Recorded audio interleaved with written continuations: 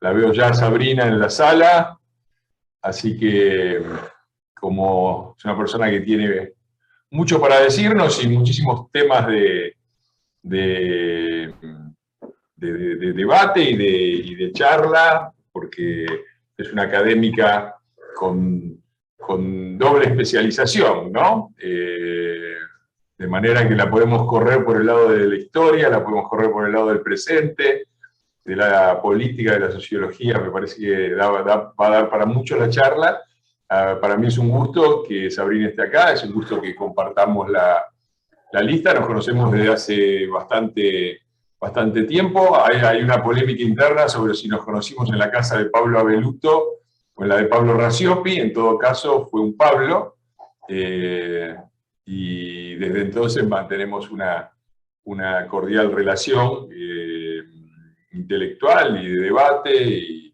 Y bueno, ha sido una incorporación de esas importantes, en el sentido de que nuestra lista, tanto Sabrina como Martín Tetaz tienen esa característica, ¿no? De personas que tienen una carrera académica, periodística, digamos, fuera de la política, y de repente les ofrecen y se comprometen. Fue también mi caso, ¿no? Yo me metí siendo periodista y escritor, salí y volví al periodismo y a la escritura, y después me metí de nuevo porque, como se sabe, soy medio duro para aprender, entonces no aprendo de las lecciones pasadas.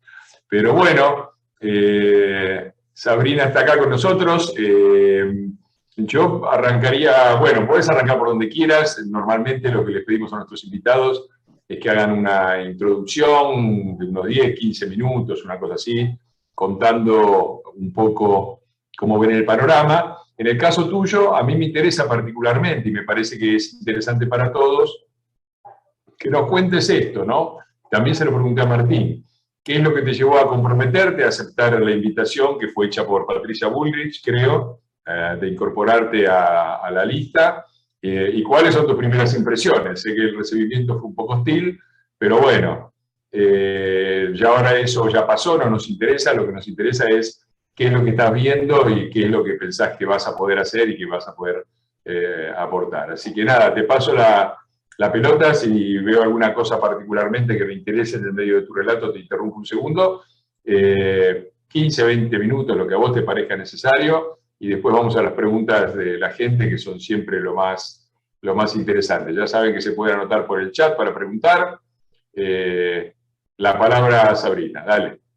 Dale, muchas gracias Fernando, muchas gracias a todos los que están acá en este Zoom y a los que lo están siguiendo también por Facebook. La verdad es que para mí es un placer estar acá en este espacio de conversación. Me voy a presentar porque, como dice Fernando, nosotros nos conocemos hace bastante, unos 10 años o incluso posiblemente un poquito más, pero estoy segura que muchos de ustedes recién escucharon mi nombre a partir de la inclusión en la lista. Entonces tengo ganas de contarles un poco quién soy yo y, como pedía Fernando, cómo llegué a aceptar el ofrecimiento que me hizo Patricia de estar en la lista. Bueno, yo vengo del mundo universitario, del mundo académico. Cursé la carrera de ciencia política y ni bien terminé la carrera de ciencia política decidí tener una vida académica. Apliqué a CONICET, tuve beca doctoral y postdoctoral en CONICET, estudié después una maestría en historia y hice mi doctorado también en historia. Yo me especialicé en el periodo 1946-1955, es decir, durante los dos primeros gobiernos de Perón. Estudié muchísimo al peronismo, estudié mucho las construcciones simbólicas del peronismo, las formas de construir su poder y de construir su hegemonía. Estudié, por un lado, primero la relación del peronismo con el periodismo, con los diarios, con la prensa, con la radio. Hice mi tesis de maestría sobre el diario La Prensa, que es un diario que era el más opositor en 1946 cuando Perón llegó al poder, y que en 1951, después de muchos ataques de diferente tipo y sin poder quebrarle el brazo, lo que terminó haciendo el gobierno peronista fue expropiarlo por una ley del Congreso y abrirlo nuevamente en manos de la CGT, en un momento en donde casi no existían los diarios opositores. El único que quedó en pie era, de hecho, La Nación. Entonces estudié mucho la relación del peronismo con la prensa, y después en mi tesis doctoral me dediqué a estudiar las instituciones, sobre todo aquellas que tenían que ver con el mundo electoral. Leí muchos debates parlamentarios, entonces estar ahora en este lugar en donde tendré posiblemente la posibilidad de hacer eso que durante tantos años leí, es una experiencia que me genera mucha ilusión. Y les contaba un poco, esto es un libro que ahora, que ya tendría que haber salido, pero de repente decidí estar en medio de una campaña electoral y para cuidar un libro que me costó tanto esfuerzo hacer, decidí postergar un poco la fecha de lanzamiento. El libro se llama El peronismo menos pensado y trata sobre la forma en la que el peronismo, durante los primeros 2 gobiernos de Perón, fue construyendo hegemonía a través de las instituciones, cómo reformó la ley electoral, cómo reformó la Constitución, cómo provincializó los territorios nacionales, y básicamente, voy a hacer un spoiler de mi propio trabajo, lo que yo estudié es cómo con las instituciones propias de la República lo que hizo el peronismo fue transformarlas para generar una nueva forma de gobierno. Y eso es algo que me detuvo un poco en contarles, porque tiene que ver también por las razones por las cuales decidí hacer política de forma partidaria, activa y en una lista. Después de que terminé la carrera y becas, estuve dirigiendo una maestría en políticas públicas y gerenciamiento del desarrollo junto a Marcelo Cavarossi, quienes estudiaron ciencia política. Es uno de nuestros popes y en términos personales un gran amigo. Y el año pasado empecé a trabajar en una ONG que se llama CADAL, que trabaja principalmente sobre cuestiones de democracia y libertades políticas en Cuba. Digo principalmente porque también en el último tiempo se ha enfocado en las realidades de otras dictaduras y otras autocracias como Venezuela, como Nicaragua, y con un proyecto que ayuda a elaborar sobre Corea del Norte. Evidentemente a mí siempre me han atraído mucho los regímenes autoritarios para estudiarlos, y siempre tuve una clara militancia y actitud ciudadana a favor de las libertades. Yo me acuerdo que yo me llamaba a mí misma liberal en la Facultad de Ciencias Sociales hace 15 años, cuando nadie se denominaba a sí mismo liberal. Entonces ahora que florecen liberales es para mí algo que me asombra y que también me hace preguntarme mucho por los diferentes tipos de liberalismos. Y durante el año pasado, mientras yo estaba trabajando en CADAL y todos estábamos encerrados, sufriendo el gobierno de Alberto Fernández y sufriendo las medidas arbitrarias que nos imponía, desde la cuarentena eterna y tenernos encerrados mientras liberaba a presos, hasta lo que a mí en términos personales, familiares y también políticos, más me afectó, que fue el cierre de las escuelas.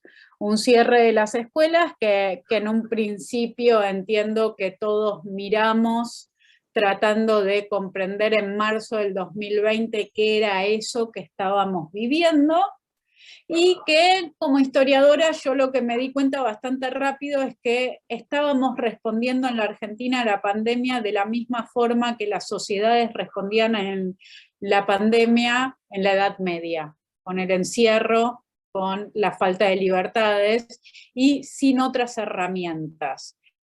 Y a medida que pasaron los meses, a medida que fuimos aprendiendo sobre el virus, sobre la forma en la que se contagia el virus, a medida que nos dejamos de tirar la bandina encima todo el tiempo y al mismo tiempo empezamos a saber que los chicos, por suerte, no solo no eran súper contagiadores, como se había dicho en un momento, sino que además de contagiarse el virus, los chicos, por suerte, en la mayoría de los casos eran asintomáticos o transitaban el virus con síntomas realmente leves. Cuando empezó a saberse esto, es que yo me empecé a preguntar por qué entonces los estábamos perjudicando de forma tan fuerte. Ya no se trataba de cuidarlos, sino que estábamos consagrándolos como las grandes víctimas de la pandemia, aquellos a quienes les sacábamos lo que más necesitaban. A partir de ahí, y en conversación con lo que fue el grupo fundador de Padres Organizados, muchos de ellos amigos míos, empecé a entender que no solo me interesaba seguir escribiendo en diarios como venía haciendo hasta ese momento y seguir pensando el gobierno de Alberto Fernández, que yo veía que cada vez de forma más clara limitaba nuestras libertades individuales. Y entendí que tenía una oportunidad en poder generar ciertos espacios de diálogo entre aquellas familias que se empezaban a organizar por la vuelta de la presencialidad y particularmente Soledad Acuña y jóvenes militantes del PRO, de la Unión Cívica Radical y de la Coalición Cívica, jóvenes cambiemitas, que estábamos todos muy interesados por el retorno a la presencialidad, estábamos en julio, agosto del año pasado, y que decidimos organizar una convocatoria frente a Pisurno pidiendo que se abrieran las escuelas, entendiendo el daño, no solo pedagógico, sino principalmente emocional, al que se estaba sometiendo a los chicos. Y tuve la suerte de encontrarme con Soledad Acuña, a quien no tuve que convencer del daño que le estaba produciendo esto a los chicos, sino que rápidamente nos dimos cuenta que compartíamos el mismo diagnóstico, pero que bueno, todavía en la sociedad había una resistencia fuerte porque se había infundido muchísimo temor sobre qué pasaría en las familias cuando los niños volvieran a las escuelas, porque se seguía repitiendo esto de, digo, a mí me llamaban asesina por querer que los chicos volvieran a las escuelas, porque básicamente lo que me tiraban por la cabeza era que mi hija iba a matar a mis padres. Y ahí, yo que vengo más del mundo de la academia y de estudiar y de escribir notas en diarios que de otra cosa, empecé a darme cuenta que con las escuelas habíamos logrado algo que para mí fue muy importante siempre y que creo que el gobierno de Mauricio Macri no hizo de forma satisfactoria, que tiene que ver con dar a fondo una batalla cultural. Creo que con las escuelas nosotros logramos darlo en el sentido de que cuando empezamos a hablar sobre la presencialidad éramos muy pocos los que realmente creíamos en eso, sobre todo por, de nuevo, un miedo muy extendido en la sociedad. Y creo que con mucha información, con mucha presencia, con mucho trabajo, con mucha construcción de redes, pudimos cambiar ese sentido común y pudimos hacer que muchas familias se animaran a enviar a la revinculación con las escuelas que hubo en la ciudad de Buenos Aires hacia fines del año pasado, y que la ciudad de Buenos Aires se convirtiera en quien empujara al resto del país en el retorno de la presencialidad desde febrero del 2021 y ahora con plena presencialidad. Teniendo en cuenta y haciendo énfasis en esto de que es un logro que encabezó la ciudad de Buenos Aires, pero que más allá de eso, hoy nos tiene que seguir preocupando muchísimo a todos porque hay más de 1 millón de pibes que siguen sin ir al colegio en la Argentina.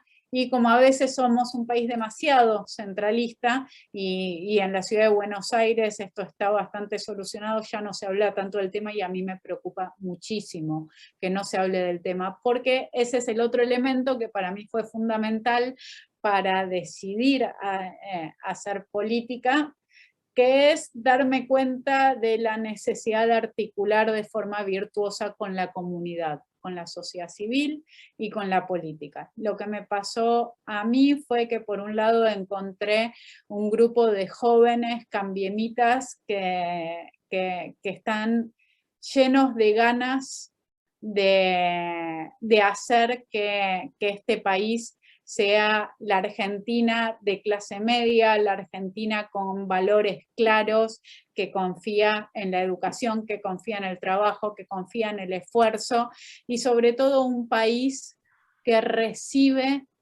a todos aquellos que vienen de otros lados y quieren vivir acá, y no un país como está sucediendo hoy en día, que expulsa a los jóvenes que tienen la posibilidad de irse a vivir a otro lugar donde creen que los espera un mejor futuro profesional y una vida más tranquila también. Sabri. Y para cerrar, solo, Dale. sí, perdón. No, dale. Con la intención de cerrar, digo, básicamente a mí lo que me pasó el día que Patricia Bullrich me llamó y me preguntó si quería estar séptima en la lista que encabezaba María Eugenia Vidal, a mí me pasaron 2 cosas por la cabeza. La primera fue preguntarme a mí misma qué había estado haciendo el último año y medio, si ahora decía que no. Digo, básicamente es eso, ¿por qué me involucré tan fuertemente si ahora que tenía la oportunidad de hacerlo no la aceptaba, la dejaba pasar? Y por otro lado, y con esto termino, Fer, yo entiendo que esta elección legislativa es posiblemente una de las elecciones más extrañas que hemos tenido en toda la historia de la Argentina, porque las elecciones legislativas no suelen cambiar tanto, porque son las elecciones ejecutivas cuando se elige presidente, cuando la Argentina y los países en general, ¿no? Pueden dar un cambio, puede modificarse su realidad. Pero yo creo que nosotros en esta ocasión estamos en una legislativa muy particular en la que si no sostenemos la presencia que tenemos en el Congreso, no tenemos ninguno de nosotros la menor idea de cómo vamos a llegar al 2023, con qué reglas de juego. Y acá quiero unir con eso que estudié durante 10 años y terminó siendo mi tesis doctoral, porque yo vi cómo se modifican las instituciones. Y yo creo que en el siglo XXI las democracias se hieren o mueren desde adentro. Y en ese sentido, a mí me parece que lo único que podemos hacer quienes compartimos nuestros valores de república, de libertad, de instituciones fuertes, es apostar a frenar todos los avances del kirchnerismo en el Congreso. Y eso fue lo segundo que se me pasó por la cabeza y que me hizo decirle a Patricia que sí, que quería estar en la lista y que quería dejar toda la comodidad personal de la que gozaba como analista política o como profesora o incluso como directora académica de CADAL, y meterme en esta arena de forma más activa para realmente darlo todo, porque yo creo que esta que el 21, y haciendo el 21 las cosas como tenemos que hacer, en el 23 vamos a tener la última oportunidad. Una última oportunidad para que la Argentina vuelva a ser ese país que supimos ser. Bueno, excelente.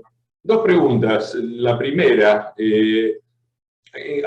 digamos, una vez dentro, está claro el rol de contención republicana contra el avance kirchnerista, etcétera, pero claramente las propuestas para un gobierno del 2023 se van preparando legislativamente durante estos 2 años.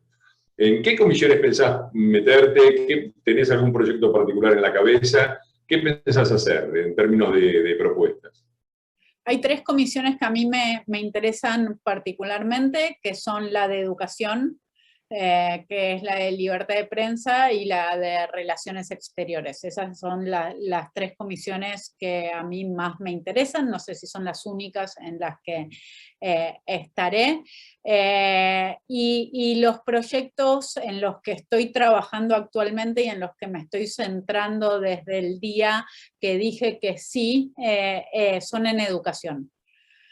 Porque yo estoy actualmente trabajando en la Universidad de la Ciudad, soy la secretaria de Investigación y Desarrollo de la Universidad de la Ciudad. Para los que no conocen la Universidad de la Ciudad es una universidad que depende hoy en día del Ministerio de Educación de la ciudad y que tiene como misión la formación docente. En ese sentido, yo vengo trabajando desde principio de año, conociendo el sistema educativo y lo que pasó en los últimos meses con las pruebas a aprender, estas pruebas estandarizadas que se deberían hacer todos los años para que nosotros tengamos un diagnóstico de cómo están nuestros chicos, pero que este año lo que estaba pasando era que el ministro Trota no quería llevar adelante la realización de las pruebas y que tenía el acompañamiento en principio del Consejo Federal de Educación, y fue gracias a la presión de la oposición de Soledad Acuña, entre otros, que se logró que las pruebas a aprender finalmente se hagan este año. Entonces me parece que en principio necesitamos que haya una ley nacional que asegure que las pruebas se van a hacer todos los años, que esto no va a quedar arbitrio de un gobierno o un ministro de educación, y básicamente esto que parece un detalle, que se hagan las pruebas, para mí es importantísimo, porque saber qué es lo que aprendieron los chicos, saber lo que es lo que hay que reforzar, entender cómo se les está enseñando y en qué se tiene éxito y en qué no, es el punto de partida para, a partir de allí, hacer políticas públicas basadas en datos, basadas en información. Y la otra cuestión que a mí me parece fundamental y que tiene que ser una gran enseñanza de este año y medio, tiene que ver con la participación de toda la comunidad en educación. Porque yo estoy segura que la presencialidad se logró gracias a el trabajo activo de las familias, de todas las familias que lucharon para que sus chicos vuelvan a la escuela. Y como decía antes, en la ciudad de Buenos Aires tenemos presencialidad plena, en el resto del país el escenario lamentablemente es otro, salvo en algunas provincias. Pero más allá de eso, la presencialidad es el punto mínimo. Tenemos que hablar y tenemos que trabajar para mejorar la calidad de la educación. Y en ese sentido, lo que yo estoy pensando articular desde el Congreso es una suerte de consejo económico y social, pero de la educación. Un consejo de la educación que reúna a los diversos actores, que estén las familias involucradas, que también estén las organizaciones, las ONGs que trabajan temas educativos, que también estén los expertos, que también estén los empresarios, que podamos escuchar como escuchamos a Toyota cuando dijo que necesitaba recursos humanos para poder contratar, porque la educación y el trabajo tienen que estar unidas, y en este país dar ciertas discusiones de forma franca, como decir que la educación también tiene que conectarse no solo en la formación ciudadana, como no, yo soy tan sarmientina en esto y creo tanto en la educación para formar ciudadanos, pero también creo en la educación para formar para el trabajo. Y acá es donde me convierto en alberdiana, ¿no? Y creo que tienen que estar unidos. Entonces, en principio, mis proyectos van a ir por ese lado. Todo está en los humildes bancos de las escuelas, decía Sarmiento, ¿no? Bueno, la otra pregunta, y después damos paso a las preguntas del público, es, te definiste como liberal, y como liberal desde hace mucho tiempo. ¿Cómo estás viendo este revival del liberalismo, ¿no? Más allá digo, hay toda una serie de fenómenos interesantes. Hace pocos años casi no había candidatos que se definieran como liberales. Hoy hay unos cuantos, ¿no? Espert, Milei, López Murphy. Te pueden gustar más unos que otros, te pueden gustar más o menos, pero eso habla de un cambio, ¿no? Y también algunos temas de debate. El tema de los impuestos era un tema que casi no se tocaba en la Argentina. Ahora se toca el problema de la carga fiscal, el rol del sector privado, el sector agropecuario no como un grupo de terratenientes que no hacen nada, sino como un sector... Digo, todos son temas fuertemente con una raigambre económica y política también, ¿no? Porque la discusión de la República es la discusión de una democracia liberal, ¿no? Claramente. Ahora, ¿cómo estás viendo este revival? ¿Qué le ves de bueno? ¿Qué le ves de malo? ¿Cómo lo ves? Bueno, en principio, cuando vos decís revival del liberalismo, yo me tengo que ir hasta el siglo XIX, ¿no? Porque digo, como para lo que yo llamo liberalismo, para encontrar el liberalismo con el que yo me identifico. Es el liberalismo de la segunda mitad del siglo XIX, que contempla a Sarmiento, a Alberdi, a la generación de los 80 y a todos los que pusieron la base de construcción del Estado Nacional. Ese liberalismo que entró en crisis en la década del 20, del 30 y que finalmente casi desapareció durante el peronismo. Y que cuando lo volvemos a encontrar, lo encontramos en un liberalismo del que yo no me siento tan deudora, que es más el liberalismo económico. Mi liberalismo es un liberalismo político, es un liberalismo basado en la absoluta certeza de que todos somos iguales ante la ley y de que todos los ciudadanos somos iguales, o sea, un principio republicano también absolutamente básico que no haría falta ser tan enfático si no tuviéramos en el gobierno actualmente a una casta que se cree privilegiada y por encima de la ley. Y yo lo que creo es en la sociedad compuesta a partir de los individuos y de sus libertades. A mí me gustan mucho las sociedades en donde los individuos se organizan a partir de sus intereses, se reúnen, juntan fuerzas y trabajan para lograr algo. Por eso me gustó tanto la experiencia de Padres Organizados, porque era un grupo de ciudadanos que a partir de un interés juntaron fuerza, hicieron lobby en el sentido que positivo que para mí tiene la palabra lobby, de hacer influencia, de trabajar para lograr algo, sin buscar que el Estado resuelva todo. Porque a mí cuando en términos políticos, de nuevo, no económicos, cuando las experiencias son que se buscan todas las respuestas en el Estado, cuando tenemos un Estado papá que buscamos que como niños nos infantilice y nos resuelve todo, lo que vivimos sin lugar a dudas es una limitación de nuestras libertades. Es Formosa, ¿no? Y el modelo del presidente Alberto Fernández es exactamente el contrario a mi modelo. A mí me gusta una sociedad libre, una sociedad en donde los individuos tienen todas las libertades que pueden tener, siempre y cuando respeten los derechos de los otros individuos. Y en ese sentido me parece, no sé, cuando vos me nombrás a Milei yo no veo a un liberal, digo, sí puedo ver a un tipo que tiene ideas económicas liberales, eso lo entiendo, pero yo veo a un conservador, cosa que creo que fue el liberalismo económico durante muchísimos años en la Argentina. Yo veo a un tipo conservador, a un tipo que defiende ideas que hoy en día la verdad es que no tienen ningún sentido, como por ejemplo decir que no creen la contaminación. ¿no? Digo, ¿qué tipo de liberal es ese? Hay algo que a mí me llama mucho la atención, no solo de Milei, sino de las personas que rodean a Milei. Yo pasé justo de casualidad por el acto que hizo en la ciudad de Buenos Aires cuando lanzó su candidatura, justo estaba por ahí, y me llamó la atención la cantidad de jóvenes, por supuesto, porque es antisistema y todos fuimos jóvenes y es atractivo, ¿no? Esta cosa antisistema que tiene. Profundamente irresponsable también desde mi punto de vista, toda vez que él, en todo caso, va a acceder a una banca dentro del Congreso y está hablando no como si fuera a ser presidente, sino como si fuera a ser emperador mundial y cada cosa que él decide y tiene en su cabeza fuera realizable. Entonces, de enorme irresponsabilidad. Pero decía, algo que me llamó muchísimo la atención, además de jóvenes, es que hubiera tantos hombres, la falta de diversidad.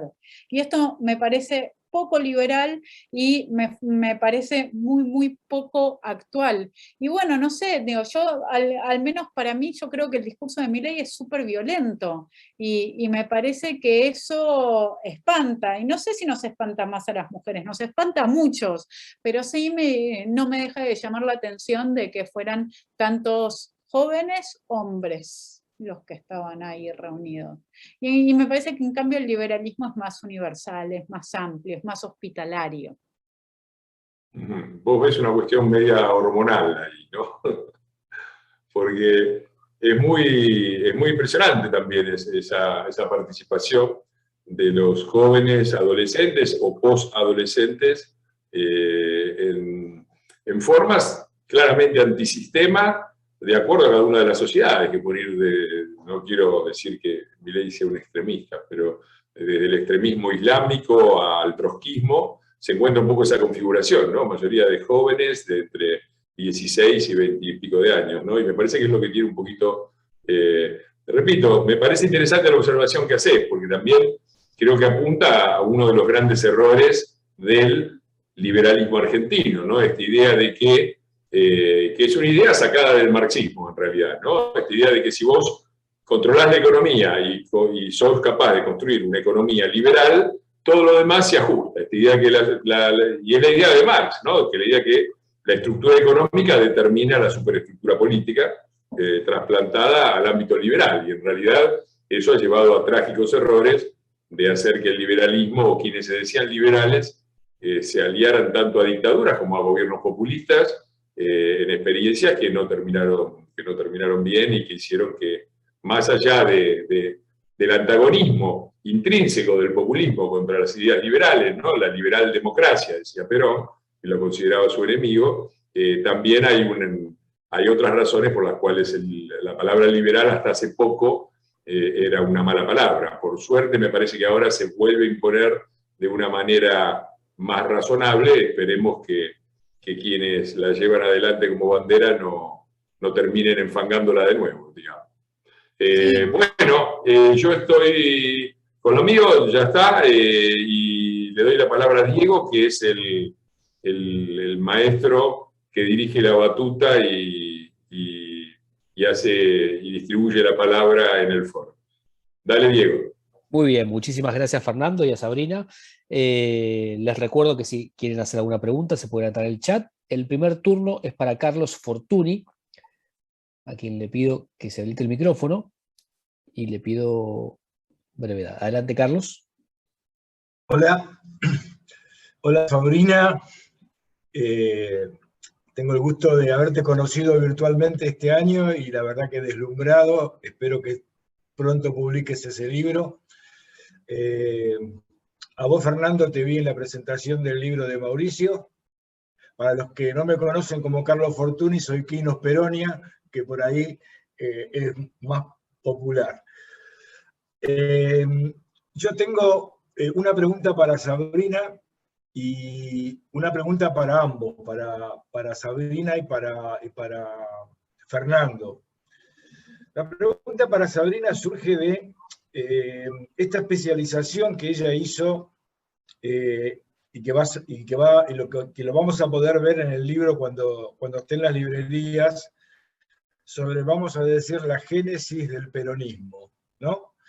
Esas 2 décadas en las que son fundacionales para este movimiento, que es un movimiento que se ha movido bastante, ¿no? Porque ni hablar de la cantidad de peronismos que hemos conocido, ¿no? De los peronismos extremos que hemos conocido. Sin embargo, ahora, digamos, con vamos a decir, la talibanización del kirchnerismo que estamos viendo desde que accedieron al poder el año pasado, ¿qué piensa ella sobre en qué se va a transformar el peronismo? ¿Qué nueva metamorfosis? Porque yo no creo que muera, sino que a través de este atravesamiento que hace el kirchnerismo de todo el peronismo, es probable que surja un peronismo diferente, si es que esto ocurre. Esa es la pregunta en especial para Sabrina. Y para Fernando, que por ahí tiene más experiencia en el Congreso, uno desde el lugar de un ciudadano común, lo que ve es que muy probablemente el oficialismo sea derrotado, pero no por una fuerza, sino por la sumatoria de varias fuerzas que confluyen en, vamos a decir, un ideal republicano, ¿no? Entonces, la pregunta para Fernando en concreto es, ¿cómo imaginan que va a ser la convivencia en el Congreso de los diputados que meta López Murphy, que meta Milei si mete, que meta Juntos por el Cambio, en todas las versiones que, digamos, podríamos decir, incluyendo las liberales, ¿no? Milei, a mí me divertiría mucho ver a Milei en el Congreso. Me parece un demente, pero bueno, pero me voy a divertir mucho. Yo no le confiaría 5 minutos la llave de mi casa a Milei, pero bueno, digamos, por lo menos sé qué leyes va a no votar y qué leyes va a votar. Y del otro muñeco expert, lo mismo, ¿no? Pero van a tener que trabajar juntos en algunas cosas. Entonces, Fernando, ¿cómo ves esa convivencia para poder tener poder si es que logramos aumentar la cantidad de diputados, que sería el sueño de todos, ¿no? Bien. La primera pregunta sería para Sabrina.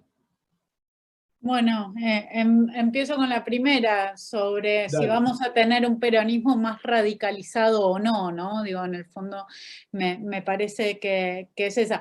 Tratar de adivinar de qué forma se va a reconvertir a sí mismo el peronismo, el kirchnerismo, me parece que realmente hay que tener una bola de cristal para saber eso. Me parece que está claro que hace muchos años ya vienen con conflictos y con tensiones internas, con los sectores más radicalizados y aquellos que representan un peronismo que tal vez no creen tanto en la radicalización. Pero al mismo tiempo a mí me parece que hay ciertas cuestiones que los contiene a todos dentro de ese ideal peronista que comparten, que ellos dicen que sostienen, que tiene que ver con esta idea de poner lo que ellos llaman los intereses del pueblo por encima de cualquier cosa, ¿no?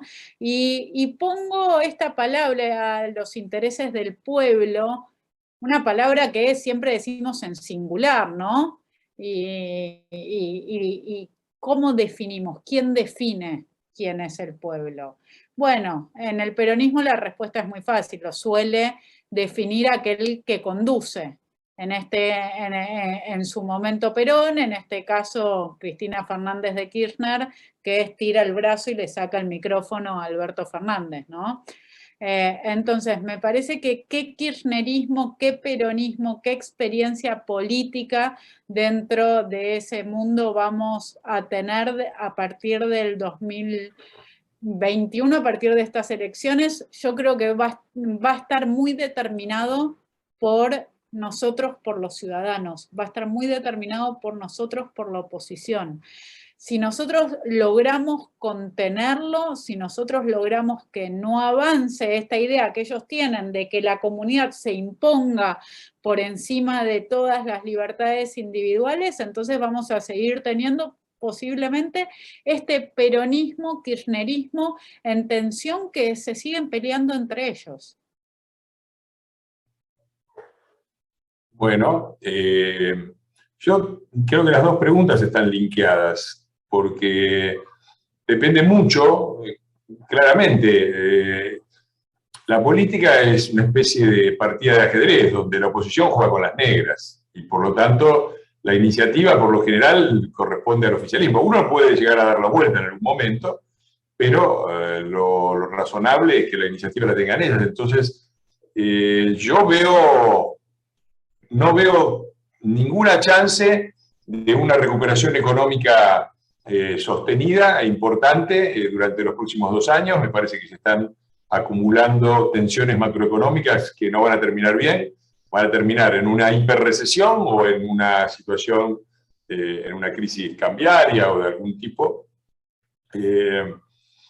Y en ese sentido, la experiencia nos indica que estos gobiernos, cuando económicamente no pueden convencer, lo que hacen es radicalizar el discurso y los atropellos institucionales, ¿no? Sabrina, que conoce perfectamente la historia de Perón del primer periodo, puede dar un ejemplo bien concreto, ¿no? El Perón del 46 hasta el 50, 49, 50, mientras duraron los días más felices, era un Perón que era Perón, pero se radicalizó todo ese discurso y se llevó a la práctica institucional, sobre todo a partir del 50 y con la crisis económica que sobrevino. Y yo creo que va a pasar eso, ¿no? Creo que los veo mal económicamente y cada vez más duros en la parte.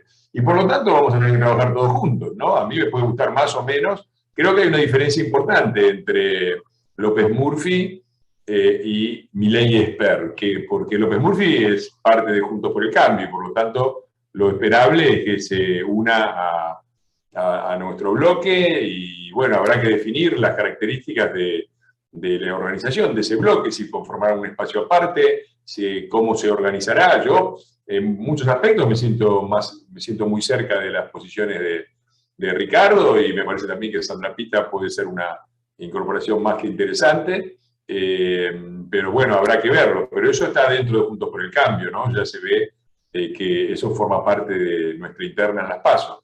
Distinto es el caso de Milei y Esper, que los veo más en una especie de lo que hacen hoy, salvando las distancias, del Caño y los trotskistas, es decir, un bloque aparte, que como es un bloque aparte tiene muchísimas posibilidades de hablar, porque el presidente tiene un presidente de bloque que participa de todos los debates, y me parece que ellos se van a jugar a eso, a armar un bloque por fuera de Juntos por el Cambio, sobre todo porque tienen además un discurso antisistema, a veces muy injusto, de que son todo lo mismo, pero muy, muy injusto, pero bueno, es su forma de verlo.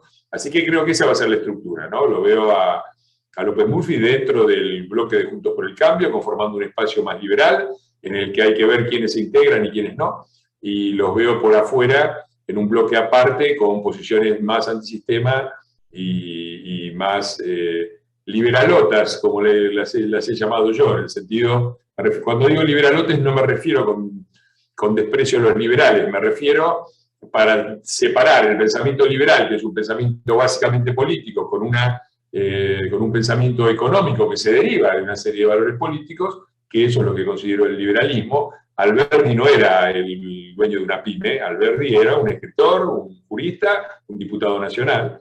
Del otro liberalismo que piensa sobre todo en el aspecto económico y que pierde de vista experiencias liberales tan ricas como las que mencionó recién Sabrina, la de padres organizados, la de los padres de los chicos que tenían comorbilidades, las muchísimas experiencias de autoorganización de la sociedad civil para defender los derechos individuales que se dieron alrededor de Vicentín, de la suelta de presos y de los banderazos y de tantas cosas, ¿no? Muy bien, gracias. El siguiente turno es para Teodoro de Reingard, a quien le pido que se habilite el micrófono. Teodoro. Bueno, muy buenas noches a todos. Ante todo, bueno, quiero agradecer el compromiso de Sabrina para participar en política, porque realmente es un barro. Fernando Iglesias, el trabajo de Fernando Iglesias es algo desconocido, pero la arena política expone a operaciones realmente feas y golpes muy bajos. O sea que realmente deseo agradecer eso. Gracias porque trabaja muchísimo. Bueno, me presento. Soy un adulto muy mayor, viudo, y como tal, deseo expresar que la crisis del gobierno de Arturo Frondizi fue, a mi modo de ver, similar a esta. Porque hay mucha gente que dice, no, nunca estuvimos tan mal. Bueno, lo que yo pienso, está bien, era muy chico. Bueno, viví durante años en Hamburgo, fui a la escuela y llegué a tener una casa y BMW muy buenos que vendí en 1985. Definitivamente abre la cabeza, pero o sea, es un mundo que funciona. Bueno, el diputado Fernando Iglesias lo sabe. Lo que pasa que, bueno, soy ciudadano europeo, quizás tendría derecho a un pasaporte alemán, pero por el momento no lo quiero. Mi primera pregunta, y eso sería para Sabrina.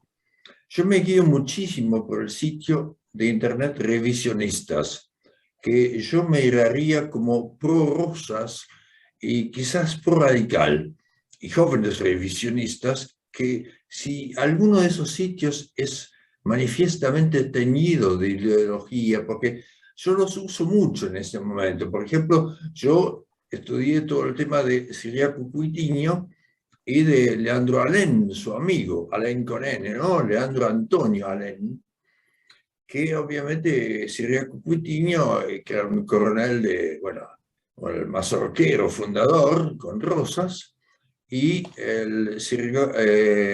Leandro Antonio Alén era proto-radical y Ciriaco Cuitiño proto-peronista.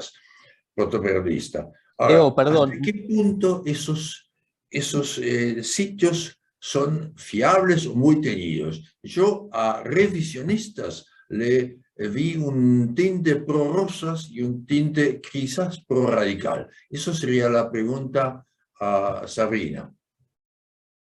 Y después la otra pregunta sería si no es hora de reivindicar las figuras de esos mazorqueros de Rosas, ¿no? Porque todo sale de ahí, sería Cucuitiño, que nadie lo nombra, ni siquiera la mayoría de la gente sabe quién es. Y su amigo Leandro Antonio Alén, que es obviamente el proto-radical, fusilados por los liberales en 1853. Así que, o sea, directamente, actualmente ni siquiera quién sabe, nadie sabe quién es Teodoro, perdón que lo interrumpa, pero para tratar de resumir y para que tengan tiempo Fernando y Sabrina de responder, creo que ya está, no sé, me parece que está clara, ¿no? Bueno, las preguntas son esas, básicamente. Bueno, Teodoro, a ver, yo la verdad es que no conozco este sitio revisionista al que vos haces referencia, después lo voy a mirar y si querés quedamos en contacto y te doy mi opinión después de verlo. Lo que sí conozco son muchos sitios y por nombrar uno que me parece fundamental, que tiene muchos de los problemas que vos señalaste, es Wikipedia, que es sin duda una página que usamos todos, que no solo usamos todos, sino que usan muchísimo tanto en las escuelas los estudiantes y los docentes, como también los periodistas.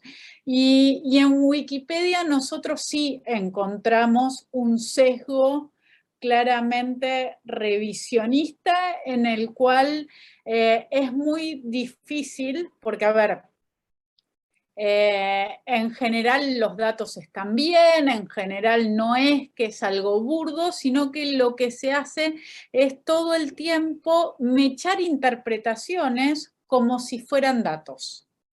Entonces, este es un gran problema, porque no es que la información, no es que uno puede, como la plataforma Wikipedia está preparada para hacer, decir fácilmente, no, esto que dicen que sucedió en 1970 sucedió en realidad en 1972.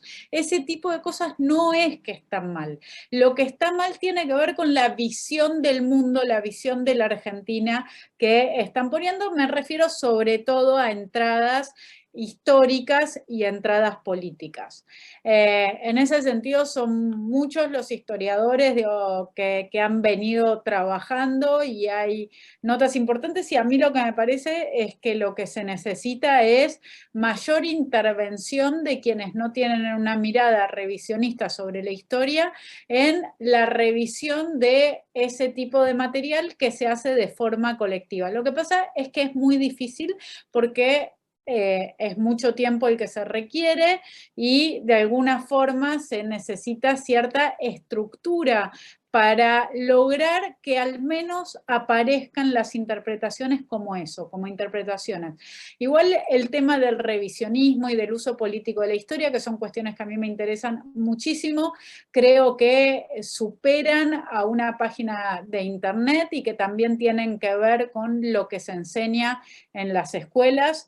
Todos nosotros estamos hoy absolutamente impactados, no sé si sorprendidos, pero sí impactados por el video de la maestra que circuló gritándole a un estudiante que políticamente le trataba de refutar alguna de esas cosas que ella consideraba verdades absolutas y que todos nosotros vimos que eran una barbaridad atrás de la otra. Pero más allá de lo que un docente en particular pueda decir, lo que yo creo es que nosotros tenemos que hacer una revisión de la currícula completa. Esto hay que hacerlo distrito por distrito, porque por la Ley Federal de Educación cada distrito tiene su propia currícula, pero la realidad es que si nosotros agarramos manuales y si nosotros agarramos los contenidos, vemos que hay líneas claras con orientaciones que no dan una visión plural de la historia. Sí lo hacían los manuales de la década del 90. En los manuales de la década del 90 esto estaba presente, hoy no lo está. Entonces me parece que el tema del uso político de la historia y de la forma en la que se enseña historia y en la que se divulga la historia es un problema enorme que desde mi punto de vista es algo que tenemos que trabajar muchísimo porque es muy difícil crear la expectativa sobre un futuro diferente y sobre todo dar ciertas discusiones y explicar cuáles son los caminos necesarios para recorrer, para cambiar las cosas, si nosotros partimos de una visión de la historia parcial y con objetivos de tener incidencia en lo que sucede hoy en día, no de explicarnos el pasado. Sí, yo si puedo meter una cucharita ahí, es un tema que me interesa mucho. Es de 1984, quiero decir, del libro de Orwell, la idea de que el que domina el pasado controla el presente y determina el futuro o algo así, ¿no? Y ellos han tenido una disciplina y una práctica gramsciana, en el sentido de copar todas las organizaciones productoras de sentido, las organizaciones culturales, han sido metódicos en eso. Nosotros no, nosotros nos hemos dejado avasallar y creo que es algo que hay que revertir. Afortunadamente, la generación por abajo de los 30 parece ser bastante impermeable a estas ideas, pero, y yendo al revisionismo, yo creo que es la gran tragedia argentina, ¿no? La década del 20 fue la década posterior al suicidio de Occidente, que fue la Primera Guerra Mundial. Fue un suicidio en el sentido de que todo un periodo de países abiertos al mundo, que comerciaban todos con todos, de gran progreso técnico y material y de progreso de las libertades, casi un siglo liberal, se cayó con la Primera Guerra Mundial. Y en la década del 20 vimos desde el surgimiento de los fascismos en Europa a la versión argentina. En la Argentina no fue tan así porque la economía argentina, recordemos que la Argentina estaba entre los países más ricos del mundo, siguió resistiendo hasta la década del 30, hasta la crisis del 30, mejor dicho, pero hubo un surgimiento ideológico muy fuerte, una crítica a las democracias liberales muy fuerte que encabezó el revisionismo. Y así fue que un país que había triunfado, orientado al mundo y al futuro, la Argentina de la generación de los 80 era un país orientado al mundo y al futuro, de repente cambió su agenda y empezó a interesarse sobre todo en sí mismo y en el pasado, en la nación y su pasado. Empezó a mirarse el ombligo, empezó a discutir y a discutir de la peor manera. Y yo creo que de ahí surgieron las dos grandes líneas políticas, de los dos grandes aparatos políticos que han tenido la absoluta hegemonía desde 1930 para adelante, que han sido el revisionismo histórico de corte que era nacionalista y autoritario en todos los casos, tenía una vertiente nacionalista, autoritaria, elitista. Y eso dio lugar a toda una serie de dictaduras militares que terminan en Videla, esta cosa un poco falangista de la cruz y la espada, ¿no? Y del otro lado, un revisionismo histórico siempre autoritario y nacionalista, pero populista, que dio origen a la otra rama, que fue el peronismo. Y si uno ve del 30 para acá, casi todos los periodos, la Argentina ha sido gobernada por esas dos vertientes, ¿no? Que surgieron del revisionismo histórico, la populista y la elitista, con resultados que están a la vista, ¿no? Se plantea siempre, el peronismo se esconde siempre en su antagonismo con la dictadura. Yo siempre en los cargos les digo, era como la lucha en Chicago de la banda de Al Capone contra los demás, porque desde el punto de vista del autoritarismo, del nacionalismo, del avanzamiento de las instituciones, etcétera, etcétera, etcétera, las diferencias eran de grado, no de concepción. Los dos eran enemigos de una democracia liberal y republicana y de una economía capitalista en el sentido de rol del sector privado, libre competencia, abierta al mundo. Los dos han sido también enemigos de eso, por lo general, con pocas excepciones. Muy bien, Fernando, muchas gracias. Continuamos con Jessica Enrich, a quien le pido por favor se habilite el micrófono, y lo que le pido es que tratemos de ser breves en las preguntas para que Fernando y Sabrina se puedan explayar. Adelante. Bueno, mi pregunta es sencilla, ¿no? Hola, ¿cómo están? Buenas noches, primero.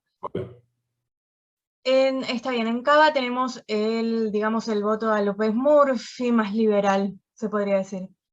En capital, en provincia, ¿cómo se puede captar ese voto más liberal? Acercarlo a Juntos por el Cambio, esa es mi pregunta. ¿Cómo se puede hacer? Si ustedes tienen la respuesta a esto, para acercar yo primero así. A mí me parece que hay un punto central que me parece que se les... porque si uno tiene la idea de que el liberalismo es solamente el aspecto económico, uno piensa en Milei, en Expert, etc. La verdad es que hoy el liberalismo económico es totalmente imposible porque no tenemos liberalismo político, porque tenemos minoría en las cámaras, porque no tenemos resorte de poder, inclusive cuando llegamos al poder, llegamos con un poder muy exiguo. Yo no digo que todo lo que hicimos estuvo bien, y creo que hay un balance que lo hace el propio Mauricio Macri, que era el presidente, de las reformas que hicimos, de baja de impuestos, de todo eso, de esas reformas de tipo liberal, de apertura al mundo, baja de impuestos, disminución de la cantidad de empleados de la Administración Pública Nacional. Se hizo todo, pero se hizo demasiado lento. Deberíamos hacerlo más rápido si volvemos al poder. Es decir, pero el problema principal que tuvimos no fue solamente un problema de falta de decisión, fue también un problema de falta de poder político, porque si teníamos el Ejecutivo sí, pero minoría en las dos cámaras, caso único en la historia, en Argentina, los 4 años con minoría en ambas cámaras, no había sucedido. Corregime, Sabrina, que vos sabés más de historia que yo. Senado claramente en contra, con una mayoría absoluta de ellos, 5 gobernadores sobre 24, la CGT, los piqueteros, el Papa, todo en contra. Es complicado. La justicia, recuerdan el fallo de la Corte, bueno, todas las cosas que pasaron también alrededor de la justicia, ¿no? Entonces, hay un problema político para poder aplicar una economía liberal. Y el problema que tenemos hoy es, sobre todo, frenar la embestida contra las instituciones de la democracia liberal republicana. Y eso, la verdad es que con errores lo hemos hecho creo bien, la sociedad civil que salió a cacerolear contra la suelta de presos, que salió a la calle en Reconquista para defender a Vicentín, que se manifestó en los banderazos y en los padres organizados y en tantas otras expresiones de este tipo, y también hubo una oposición, ¿no? A mí me causa un poco de gracia, porque yo no, porque es un gran opositor, porque una persona grita en un programa de televisión y dice barbaridades, no quiere decir que es una oposición más fuerte, ¿no? Yo presenté, el año pasado firmé 6 denuncias penales y 2 denuncias internacionales contra el gobierno. No veo que quienes quieren las libertades económicas razonen sobre la importancia de defender las libertades políticas en este sentido, ¿no? En ese sentido, me parece que hay mucho que discutir y en ese sentido nosotros podemos aportar tanto en la provincia como acá. Somos un bloque de alrededor de 120. Estos vamos a necesitar un bloque de lo más continuo. No digo que no puedan aportar los que estén fuera, pero básicamente tenemos que reforzar eso. Y eso me parece que es un discurso básico, liberal, en el sentido de defender las instituciones republicanas. No por nada, digo, no me quiero poner en víctima, ¿no? Pero yo tengo 64. En 63 años de vida no tuve nunca un juicio civil ni un juicio penal en mi contra. Este año, 3 juicios penales, 2 juicios civiles en un año solo. Así que, bueno, me parece que es claro a quienes el peronismo en el poder percibe como enemigo y como obstáculo para llevar adelante sus planes, ¿no? No lo digo en tono personal, porque lo mismo le pasó a Patricia Bullrich con la denuncia que hizo sobre la Pfizer, o a Waldo, que también tiene varias causas penales. Me parece que claramente eso es una consigna liberal para defender. Necesitamos estar en bloque y necesitamos tratar de frenar la embestida. Perdón porque me extendí, quería ser corto y me fui muy largo. Sabrina, no sé si querés agregar algo. Yo estoy de acuerdo. Lo único que matizaría un poco frente a la pregunta de Jessica y algo que había dicho Carlos también es que, a ver, a mí no me divierte la idea de tener a Milei o a Spert en el Congreso, y no sé si el Congreso está para divertir, digo. En todo caso, prefiero seguir viéndolos en la televisión. A mí la verdad es que me preocupa mucho tener ese grado de irresponsabilidad en el Congreso. Y yo creo que Spert es absolutamente funcional al kirchnerismo y en cierta medida también es Milei, porque digo, alguien que se llama a sí mismo liberal y que realmente no ve diferencias entre las formas políticas del gobierno de Mauricio Macri y el de Cristina Fernández de Kirchner o Alberto Fernández, la verdad es que no sé cuáles son las ideas del liberalismo que tienen. En nuestra diversidad, porque la lista de Juntos por el Cambio es muy diversa, en la ciudad, en la provincia, en el resto del país, digo, me parece que lo que sí encontramos es una unidad muy grande respecto a determinados valores, y esos valores son republicanos y esos valores también tienen que ver en el respeto a las libertades de los individuos. Entonces, en la Argentina de hoy en día me parece que no es cierto pensar que hay posibilidades de mejor representación del liberalismo que la que tiene Juntos por el Cambio. Muy bien, muchísimas gracias. Continuamos con José Tonelli. A José también le pedimos que se habilite su micrófono. Buenas noches, mucho gusto. Bueno, un gusto escucharlos, la verdad. Quería hacer una reflexión para poner la consideración de ustedes sobre la campaña y en esta angustia que todos tenemos sobre este punto tan importante de la historia, este punto de inflexión, como Sabrina mencionó. Una sugerencia para ver qué opinan ustedes. Si uno ve las dos campañas, de frente de todos, apela, bueno, como siempre lo ha hecho el peronismo, a la emoción, a un relato. Nosotros, lo que veo mucho mejor, somos más propositivos. Ahora, ¿no cree, por ejemplo, lo que pasó con Vidal esta semana, ¿no? Que fue muy concreta en algunos puntos que ella estaba sugiriendo, y todos, ¿no? Ustedes, que me pareció realmente un avance y lo vi como algo bastante único hasta ahora. Yo creo que tendríamos que ir como por una segunda derivada en términos de ser propositivos, es decir, y esto es lo que quiero ver qué opinan, porque no es lo mismo decir voy a bajar impuestos, que es realidad, porque tenemos la carga impositiva más alta, ya lo que ya sabemos. Que decir, voy a bajar el IVA para alimentos a la mitad, porque eso nos genera como un compromiso, después ya, eso es lo bueno, quedamos en Twitter, en los programas, y después como que los dirigentes, de alguna manera, quedan, o quedamos todos como sociedad, que dijimos una cosa y después no la cumplimos. O sea, este concepto de ser muy específico y muy propositivo, ¿cómo lo ven o qué opinan? Si querés empiezo yo, Fer, y después vas vos. A ver, en principio ayer fue el lanzamiento de las propuestas de la lista, en donde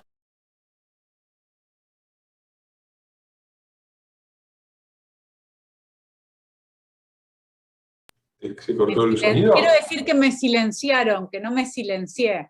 Que me han Fui yo, cometí un error, perdón. Ayer fue la presentación de las propuestas. Me haces acordar a Sergio Massa, mirá, dale.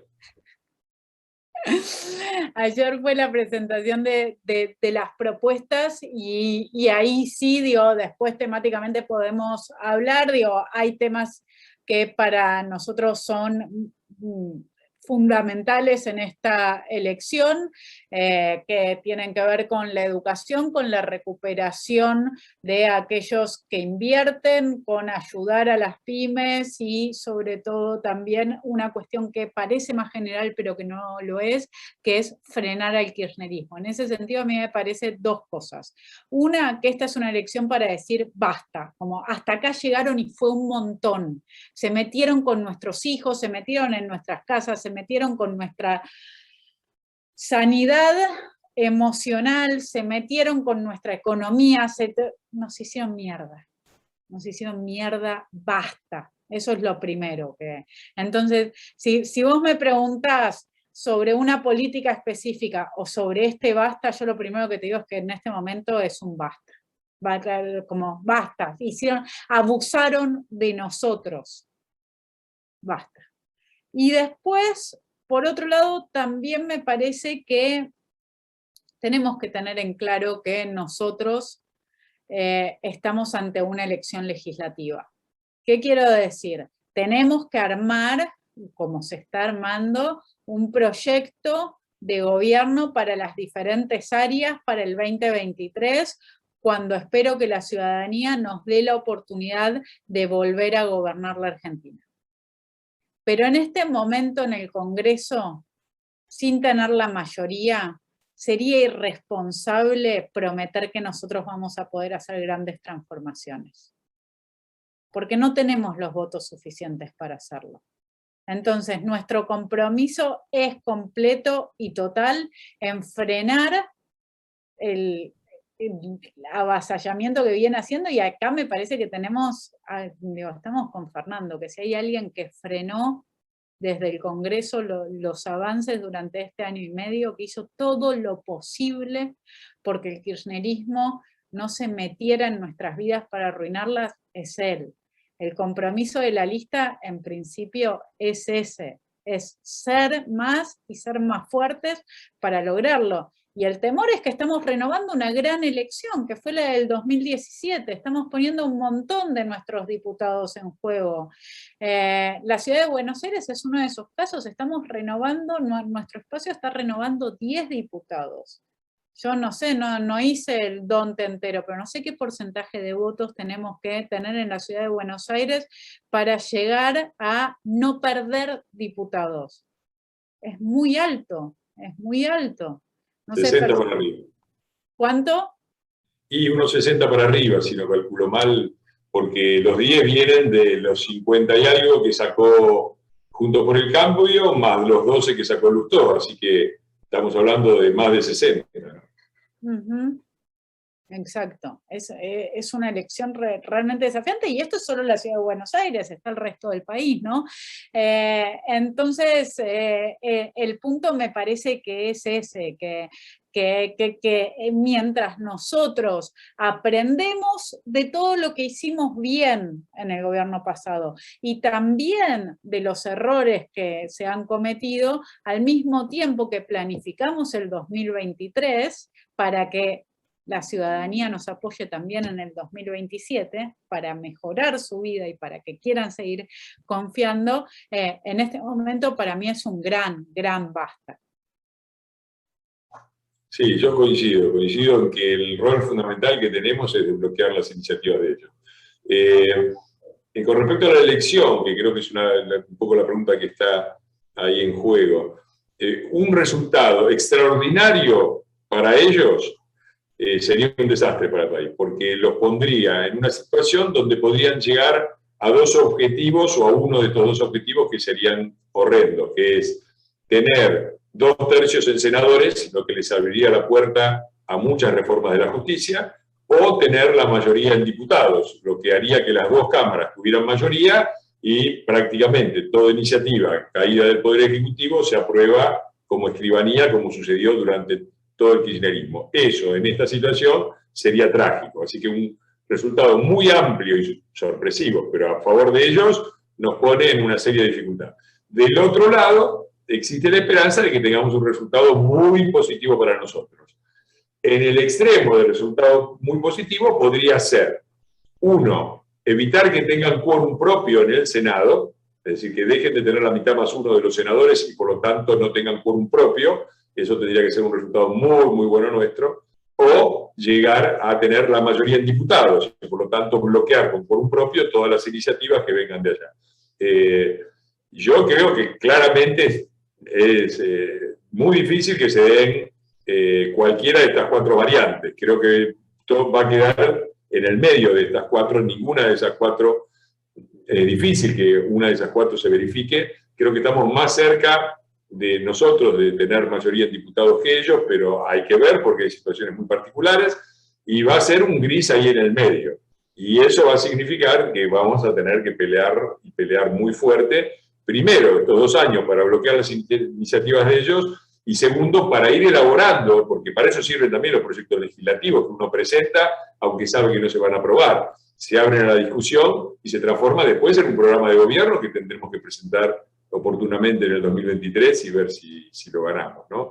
Así que creo que va a haber mucho trabajo para hacer y sobre todo es muy importante la elección. Yo ya se los dije, he escuchado muchas polémicas con respecto a las listas, de cómo están conformadas. Voy a ser muy breve y no voy a argumentar, y no voy a hacer muchos argumentos. Uno, nuestra lista no es muy diferente de las que hemos tenido siempre.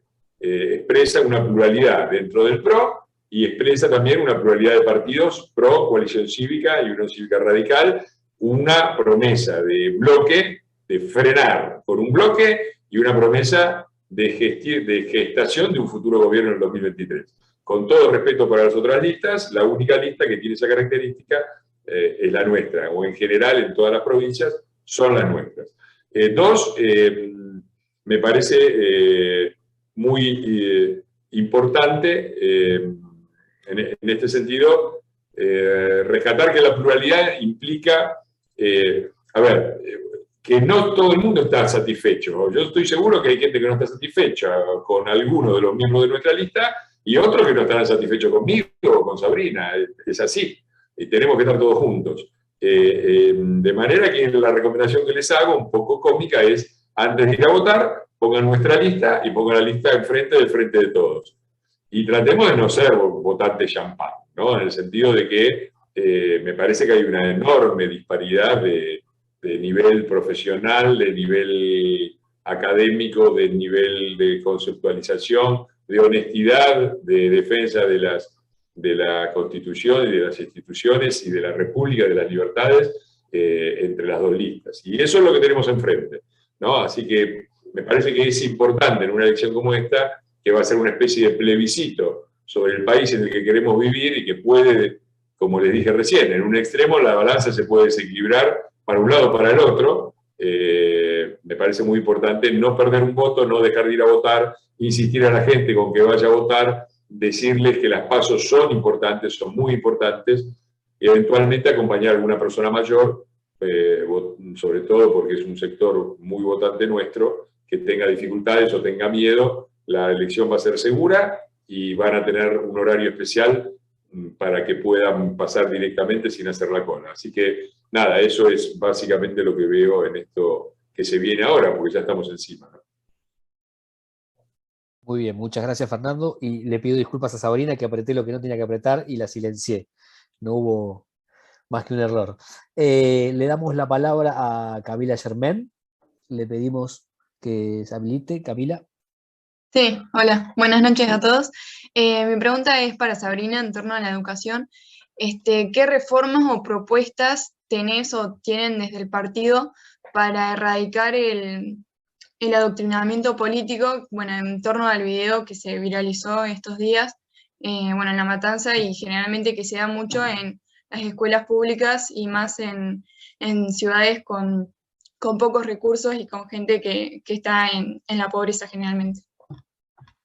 Sí, sí, me dejas pensando. Yo creo que hay adoctrinamiento en todas las escuelas públicas y privadas, Comuna 14, La Matanza, digo, me parece que está más extendido y que no discrimina público, privado o barrios. Digo, hay lugares en donde obviamente por suerte no se da. Hay muchísimos docentes que ven este video indignados. Digo, no todos los docentes son esta señora, gracias a Dios. Pero hay muchísimas cuestiones que es necesario hacer. Algunas se pueden hacer desde el Congreso a través de leyes y otras se tienen que hacer desde el Poder Ejecutivo y desde el Consejo Federal de Educación. Hay que cambiar. Bueno, veía una pregunta que había ahí sobre formación docente y sobre la Universidad de la Ciudad. La Universidad de la Ciudad es hoy un lugar más dentro de los que existen en la ciudad de Buenos Aires para la formación de docentes, que empezó este año, y que la particularidad que nosotros tenemos en la Universidad de la Ciudad, primero es una universidad, no es un instituto terciario, y la particularidad que tenemos es que nosotros apostamos fuertemente a formar docentes que no bajen una línea política, que piensen lo que quieran, que voten lo que quieran, pero que entiendan que el aula tiene que ser un lugar de libertad. Y eso se enseña a ese docente, que hay que darle herramientas. Y esta es otra cosa que yo aprendí en mi vida anterior, en mi profesión de historiadora, que tiene que ver con que muchas veces en ciencias sociales o en historia, la forma de entender la historia que tiene el kirchnerismo, el enfrentamiento entre buenos y malos, amigos, enemigos, este esquema es más fácil para enseñar en clase, porque tiene menos complejidades, porque tiene menos matices y porque la historia en realidad es más compleja. Entonces, por ejemplo, por dar un solo ejemplo, ¿no? Es más fácil decir que Rosas estaba luchando contra el imperialismo y defendiendo los intereses de la Argentina en un momento en el que todavía la Argentina no estaba unida, en la que en realidad defendía los intereses de Buenos Aires. Y le preguntás a cualquier correntino y te dice: yo quería los intereses contrarios a esos que defendía Rosas, y que el imperialismo no existía porque es algo que surge a fines del siglo XIX. Pero ¿qué quiero decir? La frase Rosas luchaba contra el imperialismo y a favor de la identidad nacional argentina es mucho más fácil y requiere menos complejidad, tanto de conocimiento como de retransmisión, que explicar estos hechos. Entonces, la formación docente es la primera clave, tanto en lo que hace a contenido como a herramientas pedagógicas. Y después hay que trabajar con las currículas. Las currículas, cuando uno lo lee, la currícula es aquello que luego ayuda a la elaboración de manuales, ¿no? Es en lo que se inspiran los manuales. Y cuando uno ve la currícula, ya en la currícula hay bajada de línea. Y por otro lado, también en muchísimas provincias, en lo que es formación docente continua, hay bajada de línea también. Entonces, nosotros lo que tenemos que hacer es entender que las escuelas no pueden ser un lugar de adoctrinamiento. Las escuelas tienen que ser un lugar de libertad. Y que la verdad somos afortunados porque uno de esos chicos tuvo un celular a mano y lo pudo grabar, y hoy nosotros estamos viendo qué es lo que pasa en tantas aulas. Pero ese hostigamiento no puede permitirse. ¿Y cómo se hace en este sentido? También con un montón de involucramiento de la comunidad. Por eso a mí me interesa tanto, en tantos sentidos diversos, que los padres, los chicos más grandes y la comunidad en general se involucra en lo que pasa en las escuelas.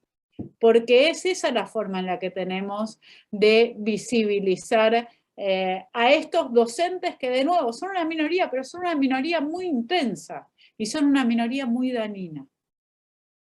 Sí, yo agrego a eso, yo tengo un proyecto sobre el tema, porque no es nuevo el tema del adoctrinamiento en las escuelas, lo presenté en el año 2020, y era, si bien yo soy contrario a crear más estructuras burocráticas, era crear una oficina pequeña, con 1 o 2 personas a cargo, de un ombudsman que garantizase la neutralidad educativa, así la he llamado, que es como se denomina, es decir, sobre todo para recibir las denuncias. Yo creo que hay muchísimos padres que conocen situaciones de adoctrinamiento de sus propios hijos y no saben a dónde dirigirse, a dónde van a ir, al INADI, crear una pequeña oficina muy, muy mínima que fuera capaz de recoger las denuncias, poner la información a disposición de las autoridades y empezar con los sumarios y a evitar todo esto. Por supuesto, como todos los proyectos míos, duermen en los cajones del Congreso. Quizás en algún momento sea el momento de llevarla adelante, porque es justamente una forma de crear, la idea era crear un link entre el sistema político y la sociedad civil, es decir, que los padres puedan ser los actores de la denuncia de lo que sienten cuando sienten que sus hijos están siendo adoctrinados. Es interesante, ¿no, Fer? Cómo las redes sociales, en este caso un pibe que grabó un video puede solucionar eso y que está buenísimo. Impresionante. Sí. A veces, el problema es cuando no hay registro, ¿no? Si hay un registro, mucho mejor, pero a veces no hay registro y tener por lo menos un teléfono donde el padre pueda llamar y decir tal escuela, tal docente, está diciendo tales cosas y se pueda por lo menos parar eso e investigarlo, me parece fundamental, una cosa. Y después hay otras cuestiones que para mí son importantes, digo, yo hablaba de con las pruebas, la evaluación permanente, digo, a mí me parecería que estaría muy bien que en las escuelas, que cada ciudadano pueda saber cuáles son los resultados, cómo fue evaluada cada escuela a partir de las pruebas. Y conocer tanto lo pedagógico como también otras cosas. Una de las cuestiones que a mí me interesa, por ejemplo, ver de esta maestra es la evaluación que hicieron sus directivos sobre ellos. ¿Por qué? Porque nosotros tenemos un sistema en donde los directores de escuela, primero, si no le ponen un 10 de evaluación a los docentes, tienen que dar un montón de explicaciones. Y después no solo tienen que dar un montón de explicaciones, sino que son fuertemente acosados por los gremios y acosados por quienes están ahí para que no cambien las cosas. Entonces, es solo mediante el mayor involucramiento de la comunidad que se va a poder ganarle a estas corporaciones que son tan fuertes y que no defienden la educación de excelencia. Coincido completamente. Diego, bien. ¿Cómo estamos? Lo que vos me digas, Fernando y Sabrina. Y creo que estamos con los tiempos justos, ¿no? Siempre nos comprometemos a no... No sé si tenés tiempo, Sabrina, para alguna pregunta más o para el cierre. Dale, hacemos una última, ¿les parece? Dale. Muy bien. Entonces le damos la última palabra a Marcelo Perminciat. Le pido que se habilite el micrófono y le pido, a ver, se habilita, que sea breve. Hola, ¿me escuchan? Se escucha, sí. Hola. Sí, claro. Sí, una cosita. sé que por ahí en la parte de lo que es campaña son las cosas muy cortas, los espacios televisivos cortos, y por ahí se dan conceptos para lo que se va a hacer, pero no se va al fondo o digamos a cómo se va a hacer. Más allá de lo que ustedes como candidatos pueden hacer en los medios, ¿hay gente detrás de ustedes, equipos de PRO, de la Fundación Pensar, que están trabajando con la letra fina? Porque me imagino, soy optimista y pienso que vamos a ganar ahora, que también vamos a ganar en el 23 y vamos a tener esos 100 días primeros. Imagino que para una próxima presidencia tendrían que tener esos 100 días, día por día, qué es lo que vamos a hacer y no perder un solo minuto para lograr una eficacia que en el gobierno de Mauricio no se pudo. Y veo que tenés ahí, Fernando, un pariente de Mauricio encima. Sí, gracias. Sí, yo soy fanático de los gatos. Este se llama Álvar, en honor a un famoso arquitecto que es Álvar Aalto, que es el ídolo de mi novia, que es arquitecta y urbanista. Así que nada, acá estamos con los gatos. Y no voy a decir más nada de gatos porque voy a terminar otra vez denunciado por misógino. Así que listo. Sabrina. Que sobre si hay equipos, sí, por supuesto hay equipos, los diferentes partidos tienen equipos.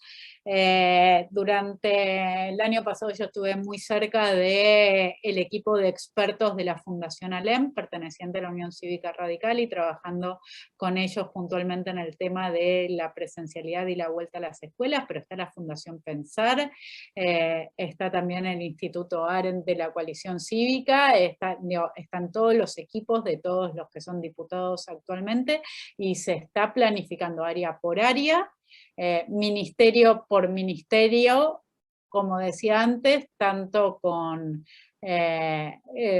asumiendo, hubo un ejercicio que a mí me pareció muy interesante que se realizó durante el año pasado, que fue conversar con los funcionarios, con quienes fueron funcionarios del 15 al 19, para que ellos contaran en cada área en la que trabajaron cuáles fueron las cosas que estuvieron bien y cuáles son las cosas que hay que modificar y cuáles hicieron mal ellos.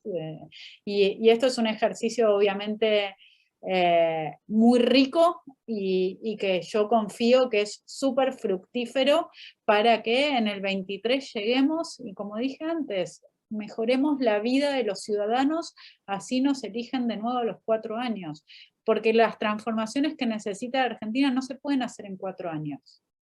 En el 2015, cuando nosotros asumimos, bueno, cuando yo no era parte del gobierno, pero sí firmé todas las solicitadas y empecé a ser maltratada por firmar todas las solicitadas. Así que me sumo al nosotros asumimos. Cuando asumimos, la verdad es que lo hicimos en un contexto en el que se evitó una enorme crisis y todos nosotros somos conscientes de eso. Pero ahora es diferente, porque la crisis está entre nosotros, la estamos viviendo, la estamos sufriendo, entonces eso también a mí me genera la expectativa de que en el 23, cuando asumamos, la ciudadanía va a tener un poquito más de paciencia con nosotros, entendiendo que la gravedad de los problemas argentinos no los vamos a solucionar en 1 o 2 años. Sino que requiere esfuerzo y requiere trabajo y requiere compromiso, y que lo importante, a mí me gustó mucho, quiero contar yo algo que le escuché decir a Fernando hace un par de semanas, que tiene que ver, o a ver, contalo vos, Fernando, con lo del barco y la tormenta.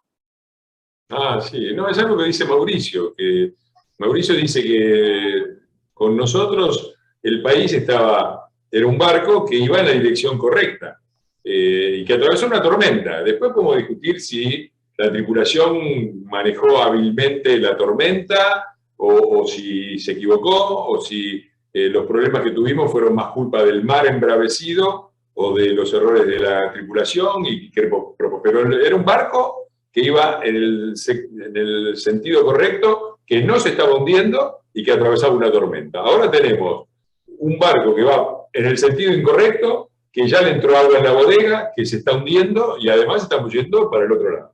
Me parece que eso es un buen balance de la diferencia enorme que me parece que hay y que hubo entre nuestra gestión y la gestión actual que tenemos. Y por supuesto estamos trabajando entendemos perfectamente en qué puntos no hemos... Está el libro de Mauricio, está el libro de Patricia, me parece que hay un saldo muy claro acerca de cómo hacerlo, de la importancia de los primeros días, es otro saldo importante. Nosotros hicimos, el anterior gobierno hizo también algunas cosas. Salir del cepo y del default en los primeros días tampoco fue una cosa pequeña, pero seguramente tenemos que ir por más. No tiene sentido repetir una experiencia. Creo que si volvemos al gobierno tenemos que hacer reformas mucho más rápidas y mucho más profundas. Y en eso se está trabajando. El PRO tiene lo que llamamos segmentos, ¿no?, que se van ocupando de diferentes temas, el económico, el de infraestructura, y siempre la Fundación Pensar, con Franco Mocha, y los aportes que hacen la ALEM y la Hannah Arendt son muy bienvenidos. Así que seguro que estamos trabajando en todo eso, y siempre que presentamos proyectos, tenemos siempre alguna interconsulta con los expertos de nuestras fundaciones y de nuestros equipos, que nos tiran siempre alguna idea para mejorar lo que presentamos. Así que sí, desde luego que pensamos en frenar el kirchnerismo, pero también en volver al poder en el 2023 y en hacer las cosas mejor, más profundamente y más rápidamente.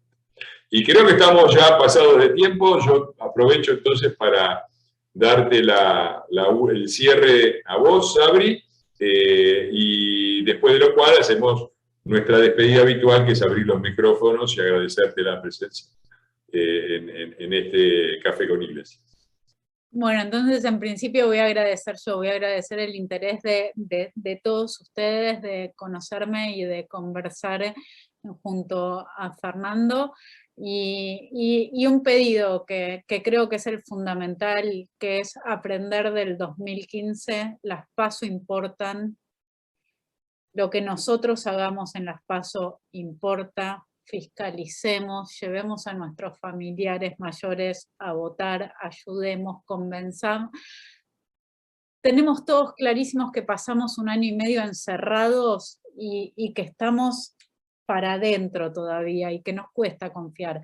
Estoy segura que todos los que estamos acá en este Zoom y posiblemente siguiéndonos en Facebook, somos los que estamos más convencidos, pero hay un montón de ciudadanos al lado nuestro que con muchas razones están desalentados, y me parece que darles esperanza y transmitirles la seguridad que nosotros tenemos de que la Argentina puede recuperarse es fundamental, y pedirles que vayan a votar, porque es con ellos, es con nosotros, es con la fuerza, es con todos los que somos un montón, y que espero que se demuestre que somos mucho más que el 41%, que queremos un país completamente diferente al que está haciendo el gobierno de Alberto Fernández. Así que mi despedida es con este agradecimiento y con este pedido. Gracias, Sabrina, y abrimos los micrófonos.